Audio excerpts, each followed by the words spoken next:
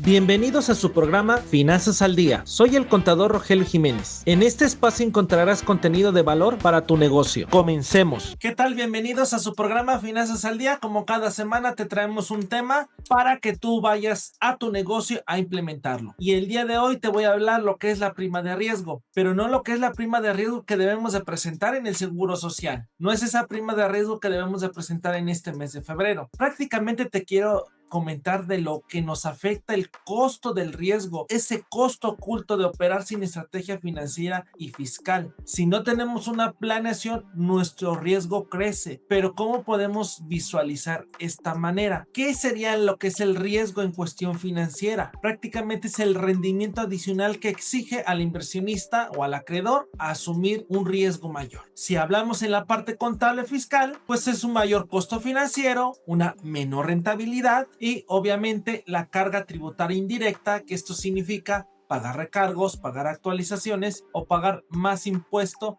del esperado. En un enfoque jurídico, obviamente es un riesgo regulatorio porque debo de regularizar mi situación para evitar lo que es la multa, una sanción, un embargo y obvio ese riesgo de fiscalización tan alto por la falta del incumplimiento legal, por no respetar esos plazos que debe de cumplir toda empresa, todo giro con las autoridades. Y esto significa que si tenemos una mala estructura, nuestra prima de riesgo, o mejor dicho, el riesgo adquirido es más alto. Nosotros podemos visualizar que tenemos fundamentos normativos legales. Obviamente el clásico que todos no sabemos, artículo 31, fracción cuarta, donde todos los mexicanos estamos obligados a pagar el impuesto al Estado. Si tenemos una mala planeación, obviamente nuestro ingreso incrementa. El Código Fiscal de la Federación lo debemos de conocer de pies a cabeza, todos los artículos. Simplemente ahorita yo te menciono algunos que son muy recurrentes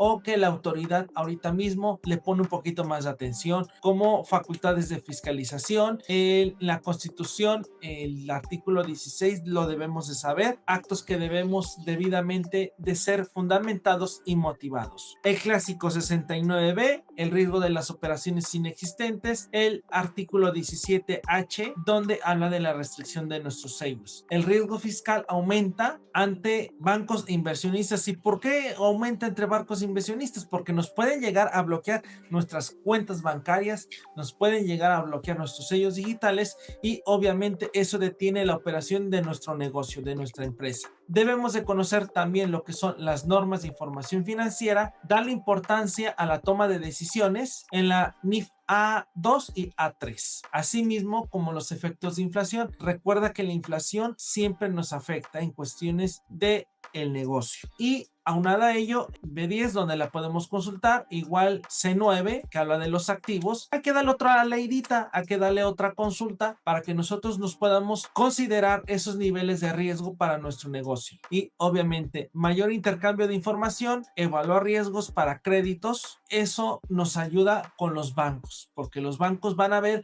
que tenemos un riesgo bajo y obviamente haremos acreedores a una mejor tasa de crédito, a un mayor préstamo en nuestros recursos económicos. ¿Esto cómo se manifiesta? Bueno, cuando tenemos un crédito bancario y tenemos multas fiscales, inconsistencias contables, CFDIs mal emitidos, eso significa que tal vez para ese crédito vamos a tener una tasa más alta. Sí nos van a dar el crédito, pero una tasa mayor. Y obviamente eso significa que tendremos que estar pagando mayores intereses, garantías excesivas porque nos van a pedir más documentación, más referencias o posiblemente si tenemos todo en un totalmente desorden, vamos a tener tal vez el rechazo del crédito. En las inversiones, pues la falta de control fiscal, riesgos legales, pasivos ocultos. En cuestión de inversión, podemos ver que el inversionista exige un mayor, en el caso de una inversión, exige un mayor retorno. La falta de control fiscal, riesgos legales, pasivos ocultos, bueno, la prima obviamente va a ser más elevada y esto va a hacer que el valor del negocio reduzca para los inversionistas. Para las personas físicas, los ingresos varían variables puede ser la mala planeación, ICR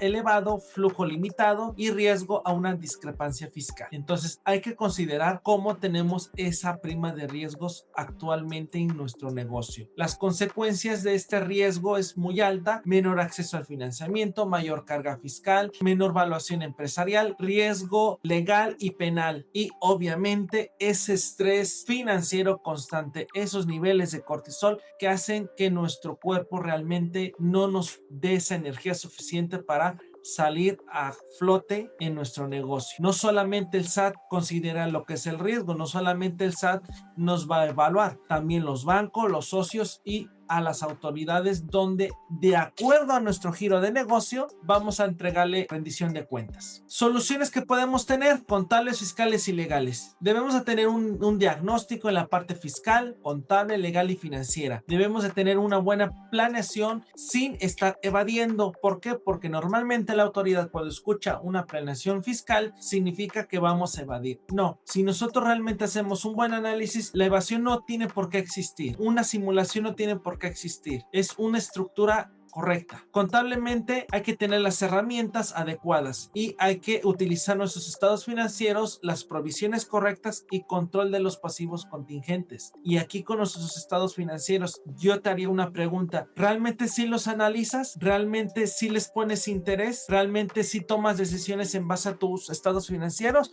¿O simplemente son documentos, requisitos que le vas a entregar al banco, que le entregas a la autoridad porque te lo están pidiendo? ¿Realmente si te sientas con tu contador, si te sientas contador con el empresario para analizar estados financieros, o simplemente se emiten y se van al archivo? No los tomo en cuenta. Yo sí quiero hacer hincapié en esa parte. Un estado financiero nos dice mucho de la empresa, pero realmente sí lo aplico. Si no lo aplico, es un simple documento más, una carga administrativa más. Hay que tener también un blindaje patrimonial. Hay que separar los ingresos del negocio con los ingresos personales, los ingresos de la persona física con los ingresos de la persona moral. Hay que estructurar contratos, hay que tener una prevención al problema, hay que tener lo que es el gobierno corporativo, aunque sea un negocio pyme, un negocio pequeño. Hay que considerar manuales, políticas, hay que conservar nuestra evidencia documental. ¿Para qué? Para que nos podamos nosotros tener lo que es esa materialidad que la autoridad nos pide que tengamos en nuestro negocio. Y bueno, yo te quiero agradecer y te quiero dar realmente las gracias por habernos seguido aquí en nuestro programa Finanzas al Día. Te dejo los medios de contacto para que nos mandes un mensajito por cualquier red social que a ti te agrade. Y bueno, yo te doy nuevamente las gracias por habernos acompañado aquí un par de minutos en tu programa Finanzas al Día. Suscríbete al canal y nos vemos a la próxima.